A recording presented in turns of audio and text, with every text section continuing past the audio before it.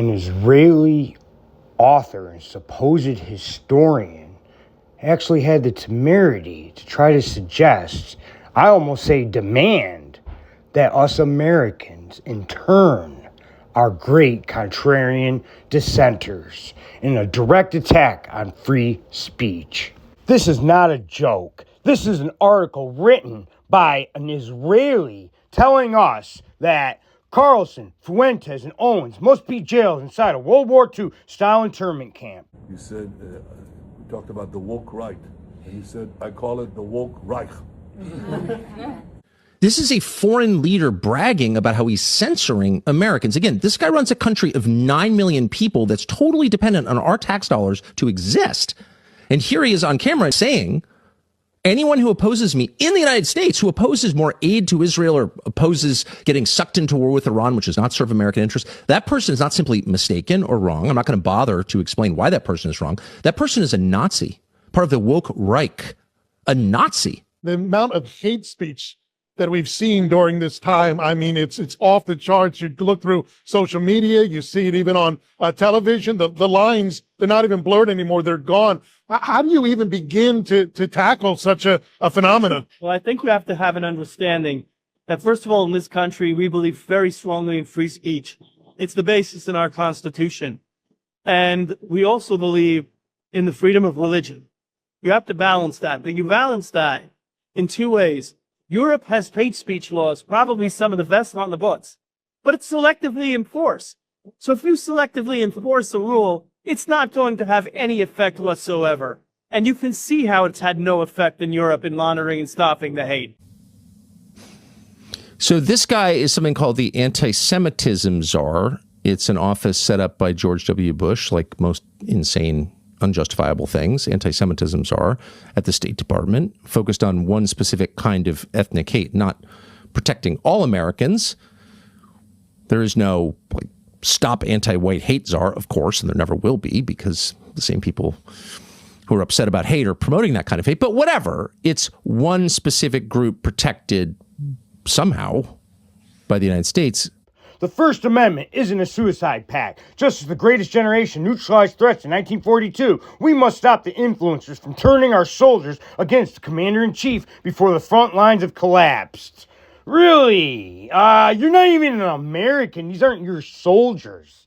It's time to put Fuentes, Owens, and Carlson and Uyghur inside a World War II-style internment camp. The reason that America wants a regime change in Iran is because Bibi Netanyahu is demanding it. And we also are completely done with the idea that, with these decades-long idea that we're doing it to spread democracy because we believe in international liberalism. There was no imminent threat to the United States when Trump made this decision to do what Bibi wanted. And I want to be clear here. This was not Trump's decision. It was Bibi Netanyahu's decision. And that is the reason that he did it. And we're very aware that Israel is dictating our foreign policy, and we would now like that to stop. This is not just about Iran, Israel, the Jews, or America. There are individuals who, right now, while America is locked in a struggle against the dark forces of Shia Islam,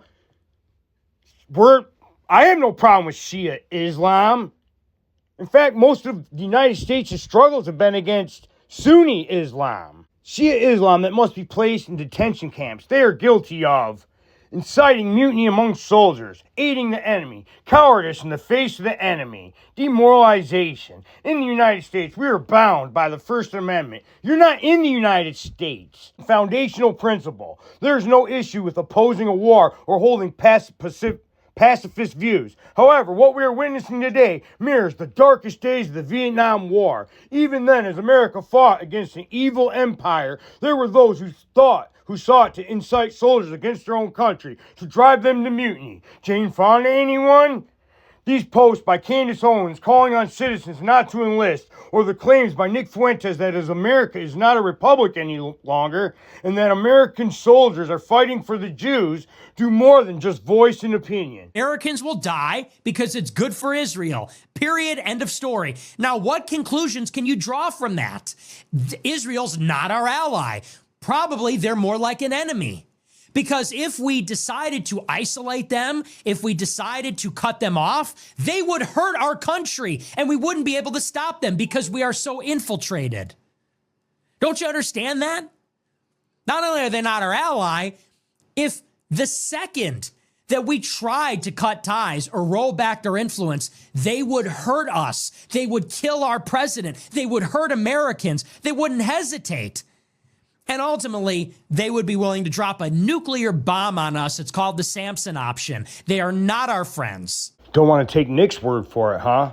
How about we listen to Jonathan Pollard, an American chosen person who now lives in Israel, who was convicted of spying for Israel. October 1973, during the Yom Kippur War, when Henry Kissinger instituted an arms embargo against us. He stopped the aerial resupply of our army at that point to extract diplomatic concessions from us.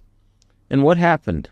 What happened was an A-4 Skyhawk was parked at Tel Nof Air Base with some interesting weapons under its wings.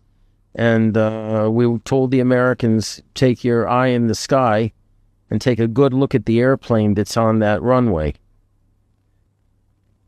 And the next day, the airlift started. So the guy that I was talking... Which airlift? To Israel. Uh-huh. The arms airlift. So in other words, we threatened their... We threatened to use unconventional weapons. I'll leave it at that. And so he said, is this what you want us to threaten now? I said, absolutely, except this time I want us to go forward with it if necessary. If they think we're bluffing, we go forward with it. Look, wait, some people might look at this and hear you saying these things and say, he's a dangerous dude. You know, he could, blow up the entire Middle East. Mike Huckabee, our top diplomat for Israel, hosted ex-spy Jonathan Pollard for meeting at U.S. Embassy. CIA's Israel station chief said, alarmed at meeting, White House not informed ahead of time. Pollard served 30 years in prison for handing over classified U.S. documents to Israel. They do more than create demoralization, provide aid and comfort to the enemy. They directly or indirectly incite soldiers to defy their orders. We have reached a point where there's no choice but to take decisive action and arrest them. Just as the Japanese American population was suspected of loyalty to a murderous Japanese regime that had declared war on America during World War II, these figures, including Jackson Hinkle and others, have, unlike most of these Japanese who were unjustly profiled, proven that their loyalties with the anti-American forces, hence their call for mutiny. They are attempting to incite the American military against the orders of the commander-in-chief. This is why we must all commend President Trump's decisive actions against anti-Semitism. And we must pressure other governments to do the same. A government can do in 2 months more than any organization can do in its lifetime. And so when we talk about the importance of a bipartisan fight against anti-Semitism, which of course I endorse, and I, as my predecessor said, I condemn anti-Semitism on the right and on the left. I'm an equal opportunity condemner of anti-Semitism. You're alluding to Candace Owens and Tucker Carlson. Yeah, none of them are any good on the right. On the left, I don't like any of these anti-Semites, and I'm not shy about it. But the government, the United States government or the government of France or the government of any other country, has the power to rein in anti-Semitism in a much more effective way. And people say, well, the governments are not in the business of changing the way people think. That's true, but, to my thinking, most people who are anti-Semites, most of these people running around, we're not going to win their hearts and minds because they don't have hearts and they don't have minds. So, how are we going to, there's no reason to think we're ever going to convince them, but we can deport them, we can put them in jail, we can make their lives miserable, we can cut off their funding, and that's what the Trump administration is doing for the first time. We must act immediately. There's no other way. Once the war is won and the threat is neutralized, we can release them. 31 states, I believe, that have passed laws saying you're not allowed to boycott or divest or sanction Israel. And if you're an American company that does that, we're going to take away your contracts from the state governments. You will be punished severely financially, your family, your business, etc., if you dare to disagree with Israel. What the kind of law is that? As far as I can tell, this guy's for real. Yair Kleinbaum. Yair Kleinbaum is a historian and journalist with a passion for exploring history and its impact on the present. Over the years, his research has written about Israel, the Jewish diaspora, sports, politics, culture, and economics, always driven by a deep desire to understand historical processes and connect the past to the present. His writing combines in-depth research with a sharp perspective on reality, offering a unique voice in public discourse. His articles and analysis have been published across various platforms, always with a clear goal to make knowledge accessible, spark thought, and connect people to the larger story of history. And you guys might be wondering, is this guy trolling us? He very well may be, but needless to say, it's probably not the right time to be trolling if he is trolling. I mean, he writes stuff like, over 1,000 anti-Semitic incidents in Germany in the first 3 months of 2025. Federal police report sharp rise in hate crimes and violence, most tied to far right. Yeah. I highly doubt the far right is the one bothering you guys in Germany. Pretty sure it's probably the Islamists that certain people advocated to mass migrate to Germany. The new Ribbentrop-Molotov Pact, how far-left Marxists and far-right Islamists fused to sabotage the West. From the blood-stained streets of Ufa to the silenced victims of Manchester. How a new global alliance of white and brown extremists is weaponizing the world's oldest hate to erase the West. It's difficult to hear, but it's time to limit the First Amendment in order to protect it.